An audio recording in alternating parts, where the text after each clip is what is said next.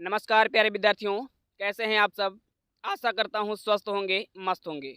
विद्यार्थियों, आज के इस वीडियो में हम लोग बात करने वाले हैं यूपी बोर्ड कक्षा 10वीं के सिलेबस के अनुसार शब्द रूप पर। कक्षा 10वीं के सिलेबस में जितने शब्द रूप दिए हैं, आज के इस वीडियो में हम लोग पूरे के पूरे शब्द रूप डिस्कस करने वाले हैं। यानी कि इस वीडियो में पूरे जितने भी आपके सिलेबस में शब्द रूप दे रखा है, उन सभी शब्द रूपों के पढ़ने वाले हैं। तो चलिए देरी न करते हुए वीडियो शुरू कर लेते हैं। लेकिन दोस्तों, वीडियो शुरू करने से पहले आपसे निवेदन है कि यदि आप चैनल पर पहली बार आए हैं तो हमारे इस चैनल को सब्सक्राइब कर लें, वीडियो को लाइक कर दें और अपने दोस्तों के साथ इस वीडियो को शेयर अवश्य करें, ताकि उनको भी शब्द रूप पता चल सके और वो भी अच्छा नंबर ला सके अपनी परीक्षा में। तो चलिए शुरू करते हैं। हम लोग जान लेते हैं पहला जो हम लोगों का शब्द रूप होगा वो होगा फल। वो क्या होगा? फल। फल और अकारांत नपुंसकलिंग।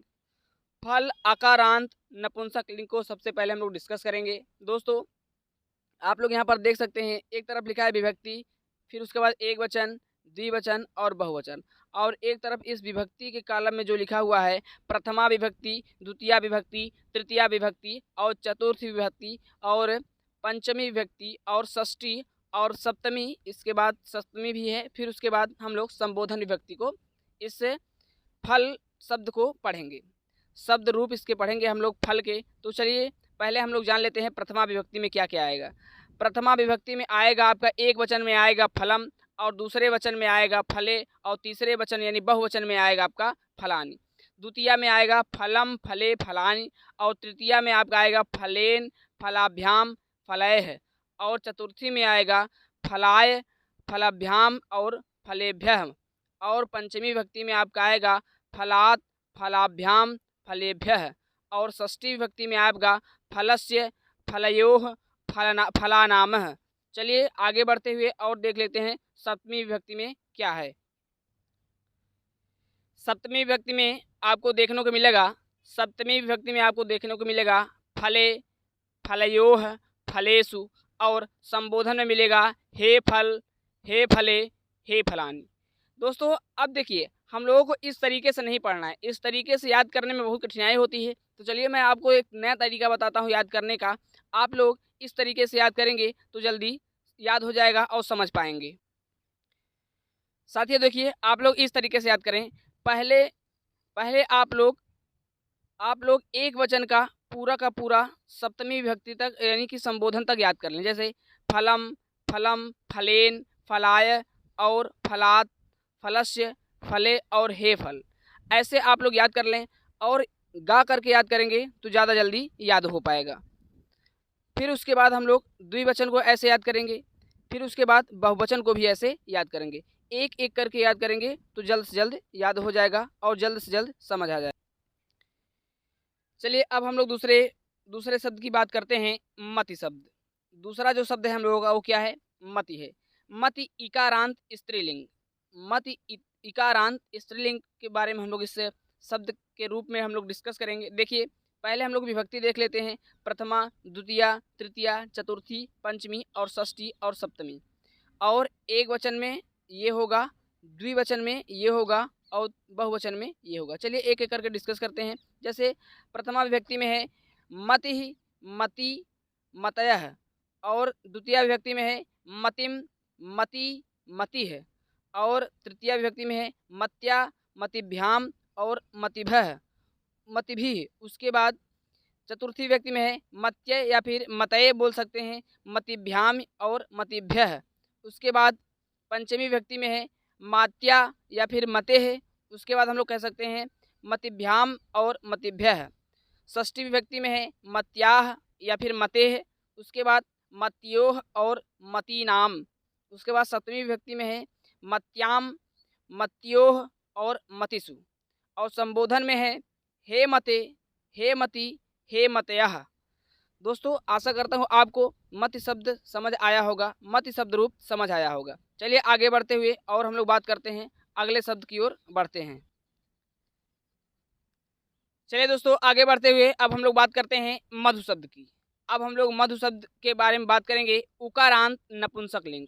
उकारांत नपुंसकलिंग लेकिन दोस्तों हम लोग इस मधु शब्द को जानने से पहले मैं आपको एक जानकारी देना चाहता हूं कि यदि आप अभी तक हमारे चैनल को सब्सक्राइब नहीं किए हैं तो सब्सक्राइब कर लें। यदि हमारे आप व्हाट्सअप ग्रुप से नहीं जुड़े हैं तो व्हाट्सअप ग्रुप से जुड़ जाएं, और टेलीग्राम चैनल से नहीं जुड़े हैं तो वहाँ भी जुड़ जाएं। ये सभी जितने भी हम इस वरदान बैच के साथ जो चला रहे हैं, जो वरदान बैच हमारा चल रहा है, इस वरदान बैच में जितने भी टॉपिक आपको पढ़ाए जा रहे हैं इन सभी के पीडीएफ आपको दिए जा रहे हैं। नोट्स बनाने की कोई झंझट नहीं, आपको नोट्स नहीं बनाने हैं। आप केवल इस पीडीएफ को ले लें, पीडीएफ से आप पढ़ाई करें। आपको मेहनत लिखने में नहीं करनी है, मेहनत आपको पढ़ने में करनी है। आप ये पीडीएफ पा कहाँ सकते हैं? आप पीडीएफ पा सकते हैं टेलीग्राम चैनल पर और हमारे व्हाट्सएप ग्रुप पर। कई बच्चे जुड़े हुए हैं, तो चलिए देरी न करते हुए आप भी जुड़ जाइए और इस वरदान बैच का लाभ उठाइए। चलिए आगे बढ़ते हुए अब बात करते हैं हम लोग मधु शब्द की। मधु शब्द में पहले हम लोग देखेंगे, प्रथमा विभक्ति में देखेंगे मधु, मधुनी, मधुनी, और द्वितीय विभक्ति में देखेंगे मधु, मधुनी, मधुनी। तृतीय विभक्ति में देखेंगे माधुना, माधुभ्याम, माधुभी, मधुभी। उसके बाद चतुर्थी में देखेंगे हम लोग मधुने, मधुभ्याम, मधुभ्यः। उसके बाद पंचमी विभक्ति में हम लोग देखेंगे मधुनः, मधुभ्याम और मधुभ्यः। उसके बाद हम लोग षष्ठी विभक्ति में जो देखेंगे मधुनः, मधुनोः और मधुनाम। उसके बाद हम लोग सप्तमी विभक्ति में देखेंगे मधुनि, मधुनोः और मधुसु। चलिए अब संबोधन और लास्ट देख लेते हैं। लास्ट विभक्ति जो है हम लोगों की वो संबोधन है। हे मधो, या फिर हे मधु कह सकते हैं, फिर हे मधुनी, हे मधुनी।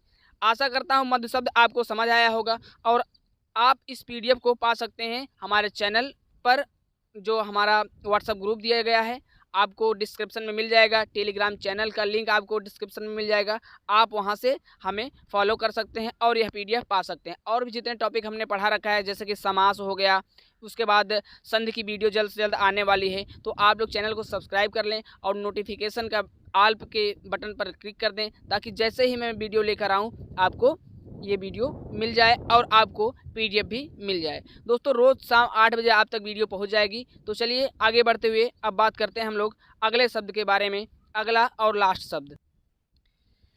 चलिए अब हम लोग लास्ट शब्द जिसका नाम है नदी शब्द। नदी शब्द इकारांत स्त्रीलिंग पर हम लोग चर्चा करेंगे और ये लास्ट होगा। दोस्तों कक्षा 10वीं के यूपी बोर्ड 2024 के जो सिलेबस है, 2024 का जो सिलेबस है, उस सिलेबस में केवल और केवल आपको 4 शब्दों के शब्द रूप पढ़ के जाने हैं और इसी में से आपसे क्वेश्चन पूछा जाएगा। वो भी जो क्वेश्चन पूछा जाएगा वो होगा ऑब्जेक्टिव टाइप का, यानी कि बहुविकल्पी प्रश्न होगा। उसके बाद 4 आपको ऑप्शन दे दिए जाएंगे, उन चारों ऑप्शन में से एक ऑप्शन को आपको चूज करना होगा, यानी टिक करना होगा। तो चलिए बढ़ते हैं नदी शब्द की ओर और जान लेते हैं इसके शब्द रूप। दोस्तों सबसे पहले हम लोग प्रथमा विभक्ति में पढ़ेंगे नदी, नद्यौ और नद्यः। उसके बाद द्वितीय विभक्ति में पढ़ेंगे नदीम, नद्यौ, नदीः। उसके बाद हम लोग तृतीय विभक्ति में इसको ऐसे पढ़ेंगे नद्या, नदीभ्याम और नदीभिः। उसके बाद हम लोग पढ़ेंगे नद्यय, चतुर्थी विभक्ति में नद्यय, नदीभ्याम, नदीभ्यः। उसके बाद हम लोग पंचमी विभक्ति में पढ़ेंगे नद्याः, नदीभ्याम और नदीभ्यः। उसके बाद हम लोग पढ़ेंगे षष्ठी विभक्ति में नद्याः, नद्योः, नदीनाम। उसके बाद हम लोग पढ़ेंगे सप्तमी विभक्ति में नद्याम, नद्योः और नदीसु। उसके बाद हम लोग लास्ट और संबोधन में हम लोग क्या पढ़ेंगे, संबोधन विभक्ति में हे नदी, हे नद्यौ, हे नद्यः। दोस्तों ये जितने भी आपको शब्द रूप बताए गए हैं ये यूपी बोर्ड कक्षा 10वीं के सिलेबस 2024 के अनुसार बताए गए हैं। वीडियो को लाइक कर दें और इस वीडियो को अपने उन साथियों के साथ शेयर अवश्य करें जो इस वीडियो की जिनको आवश्यकता है, और उनसे भी कहिए हमारे टेलीग्राम चैनल से और हमारे व्हाट्सएप ग्रुप से जुड़ जाएं, ताकि इन सभी के पीडीएफ और जितनी भी जानकारियां हो सके वो आप तक पहुंचाई जा सकें। तो चलिए चलते हैं, मिलते हैं नेक्स्ट वीडियो में। तब तक के लिए नमस्कार। पढ़ते रहिए, स्वस्थ रहिए, मस्त रहिए।